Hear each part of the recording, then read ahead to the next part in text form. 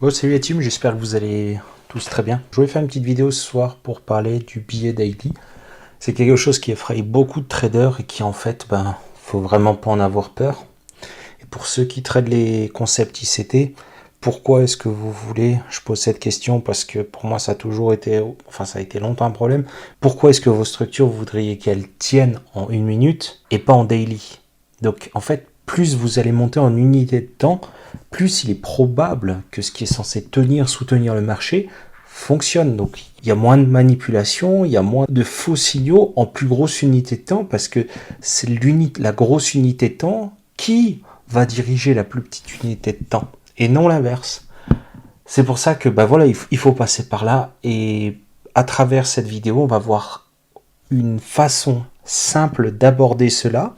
C'est pas la solution miracle, c'est pas une solution qui est sûre à 100%, mais ça vous donne une idée comment encadrer vos transactions journalières en se basant sur le daily. Et cela avec des règles très très simples.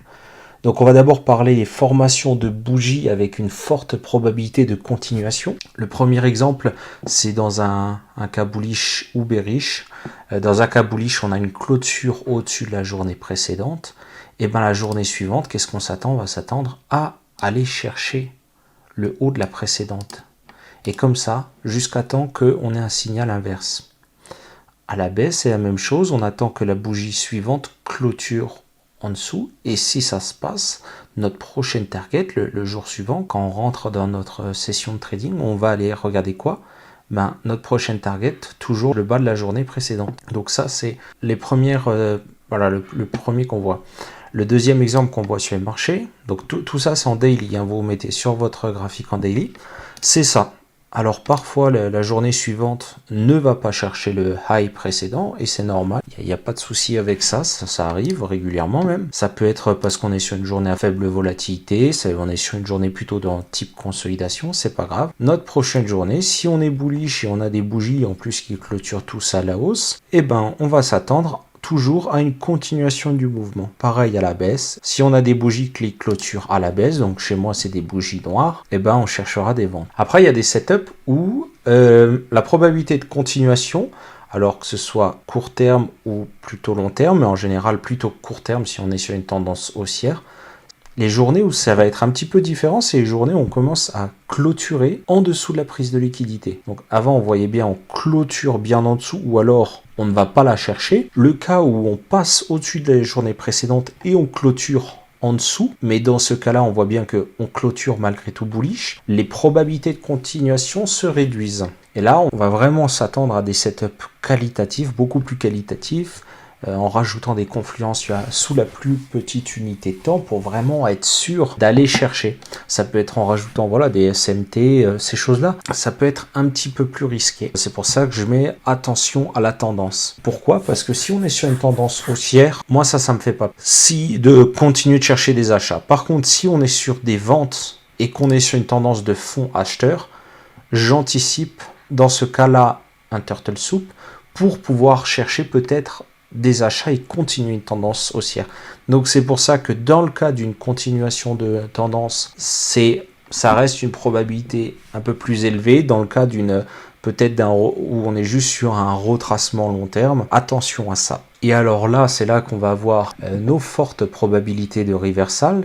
C'est lorsqu'on a le prise d'un high précédent et non seulement on clôture à la baisse, mais on clôture avec une bougie bearish. Donc une bougie qui clôture vraiment à la baisse. On l'a, vu qu'elle est noire, on clôture ici. Donc on a pris la liquidité et on a l'air d'avoir de l'impulsion baissière. C'est pas une bougie qui est hésitante à continuer le mouvement. Et pareil dans des bougies qui sont en train de retracer, on va avoir une clôture d'autant plus. On va prendre le lot de la bougie précédente, puis une clôture bullish. Là, c'est peut-être signal pour partir.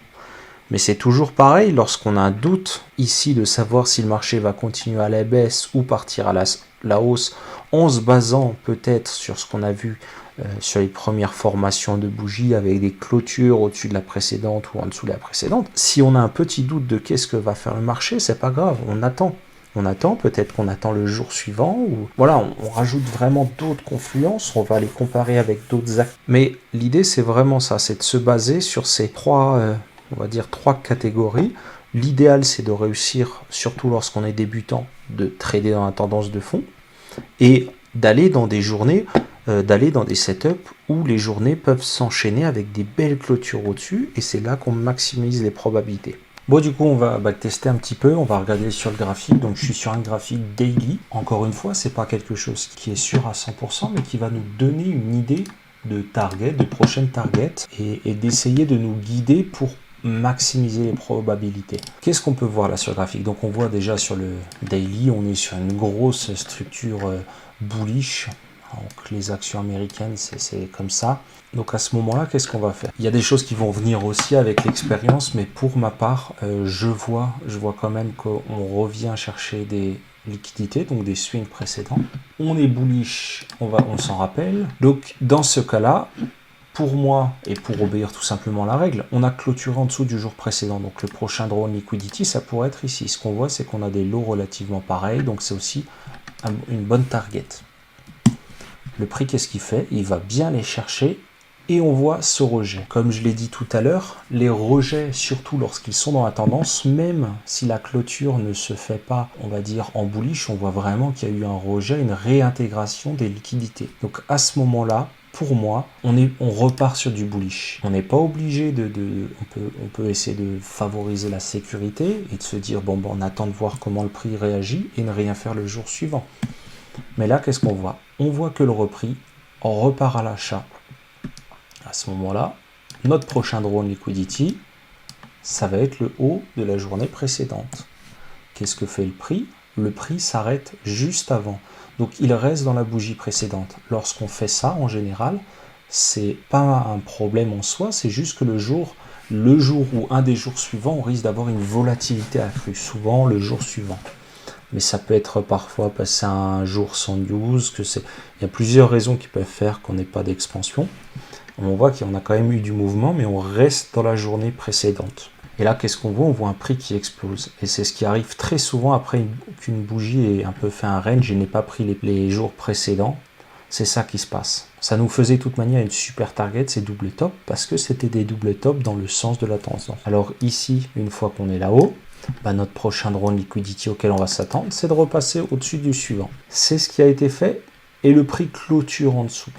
Vu qu'on est à contre-tendance, le risque de reversal, de retournement est faible, mais possible. Donc on est déjà sur une journée avec une prédiction sur la journée suivante avec, on va dire, une probabilité plus faible. Là, qu'est-ce qu'on voit? On voit le prix qui repart à la baisse. Donc on repasse une fois au-dessus du jour précédent et on clôture à la baisse. Donc prochaine target, maintenant, ça pourrait être celle-ci. Bien qu'on a contre-tendance, donc les probabilités sont plus faibles. Le prix ne le fait pas. Et pour ceux qui connaissent un peu les concepts ICT, depuis un peu plus longtemps, qu'est-ce qu'on voit? On voit qu'on a un FVG daily. Donc à quoi on pourrait s'attendre? On pourrait s'attendre maintenant de repartir à l'achat. On a un swing low qui s'est formé dans un FVG. On regarde ce que ça donne et on voit bien que le prix repart à l'achat. Donc on continue l'exercice comme ça, encore et encore, et on repart à l'achat. Et quand on compare le nombre de fois où on aurait pu se tromper, même si ici on aurait pu s'imaginer partir à la baisse, c'est pas grave. Vous vous êtes trompé une journée, il n'y a aucun souci. Mais votre œil, à force de faire cet exercice, va comprendre. Et comme le dit ICT, c'est en chassant qu'un chasseur sait reconnaître sa proie. Là, ça va être la même chose. Il y a des choses qui sautent aux yeux. Alors bien évidemment, si le prix est tout en haut, on ne va pas commencer à chercher des achats pour aller chercher le haut du jour précédent. Parce que s'il n'y a pas de distance à faire, s'il n'y a pas des points à aller chercher, ça ne sert strictement à rien. Mais le prix, qu'est-ce qu'il a fait? Il a descendu dans la journée et à un moment donné, il est reparti à l'achat vu qu'on a une clôture haussière. Donc notre prochain draw on liquidity, on va s'attendre par là-haut. Ce que le prix fait encore. Alors lorsqu'on a des double tops comme ça, vous voyez, ils sont alignés, ça peut être une target. On est à contresens, donc c'est pas une target pour tout de suite, mais c'est à observer. Et on voit un prix qui commence à ralentir. Vous voyez, la clôture, elle est plus beaucoup au-dessus du jour précédent. On continue pour autant de se dire que l'on cherche des achats. Et le prix part à l'achat. Alors ça, c'est agréable lorsqu'on est sur des mois comme ça où le prix part encore et encore à l'achat. Le prix nous fait des doubles tops, intéressant. Donc notre prochain drone liquidity reste à l'achat. Et là, on a une très belle prise de liquidité et un rejet immédiat. En plus de ça, on a un FVG ici. Et on voit que le prix ne respecte pas bien, il ne rejette pas le prix comme on aime le voir. Là, les probabilités commencent à diminuer. On est à contre-tendance, prise de liquidité, clôture bearish. Bon, les probabilités sont plus faibles sur un gros reversal, pourquoi pas un retracement. Mais voilà, les règles peuvent être appliquées à la lettre, de dire bon, on a pris liquidité, on a clôturé bearish, on va voir ce que donne le jour suivant. Le jour suivant, on voit que le prix part à la baisse. Admettons que vous savez, voilà, pas analyser, et on continue, on applique bêtement les règles. Oui, on a clôture dessus sur une tendance baissière, on ne sait pas trop ce que veut faire le prix. Soit on se dit, bon, ben, on continue de prendre des ventes, soit on ne sait pas, et on dit, bon, ben, dans ce cas-là, on est peut-être bullish, on attendrait de voir des clôtures haussières. Qu'est-ce que fait le prix? Grosse clôture baissière. Ok. Bon, bah, très bien, on valide la règle en appliquant à la lettre. Ici, on voit un FVG et nos fameux double top de tout à l'heure. Qu'est-ce qu'on peut s'attendre maintenant? Tout doucement, attendre peut-être des achats et plus forcément chercher de la vente. Et là, le prix, qu'est-ce que nous donne le prix? On voit que le prix nous donne des doubles tops avec des grosses bougies baissières. Pour moi, aujourd'hui, c'est de la prudence. On n'a toujours pas clôturé au-dessus du jour précédent, donc il n'y a rien à faire. Le prix vient au-dessus du jour précédent et clôture bearish. On voit qu'une petite tendance baissière s'est installée. On a une très belle target ici. Pour moi, je me serais attendu à chercher de la vente. On voit que le prix est parti à la vente, est passé en dessous et maintenant clôture à l'achat. Soit je me suis trompé, j'ai pas réussi à faire mes profits, soit le prix n'est pas allé aussi bas, peut-être une journée à break-even, peut-être une perte, c'est pas grave. Maintenant, on a pris le jour précédent, on clôture haussier, on pourrait être parti sur de l'achat. Le prix part à l'achat, distribue une bonne partie, puis finalement on retrace et repart à la baisse. Pour moi, c'est une clôture baissière, soit encore une fois, on ne s'imagine à rien, soit on s'attend peut-être à aller chercher. Ce que j'aime bien, c'est de voir ces targets-là. Et le prix en retourne en dessous, n'y arrive pas et repart à la hausse. Donc ça, c'est typique des... je crois qu'en plus, on était sur une fin de mois. Ben voilà, on est en juin, le 29 juin. Donc on est sur une fin de mois. C'est des choses qui peuvent arriver, pas beaucoup de news. Et le prix a tendance à faire du range. Bon, là, actuellement, ben, soit on se dit on a pris tous ces lots-là et ça peut partir à l'achat, soit on attend une confirmation et le prix repart à l'achat. Bon, ben, belle clôture au-dessus du jour précédent. Le prix repasse au-dessus du jour précédent. Ben, on continue comme ça et notre prochain drone liquidity à l'achat, à l'achat. Et vous voyez, donc, on ne va pas continuer comme ça, mais comment est-ce qu'on peut appliquer? Il y a des jours où on se trompe. Mais voilà, c'est pour moi une des solutions actuelles les plus simples d'appliquer les concepts ICT et de trouver une solution pour développer sa compréhension du billet daily avec ces simples règles. Donc je vais juste vous les remontrer encore une fois, que vous puissiez les voir.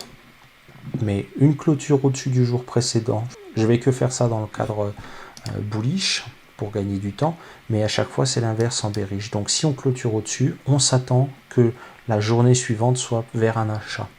Si on clôture en dessous mais qu'on n'a pas pris le jour précédent, on continue de chercher des achats. En général, ça fait même des relative equal low, une belle target, des relative equal high.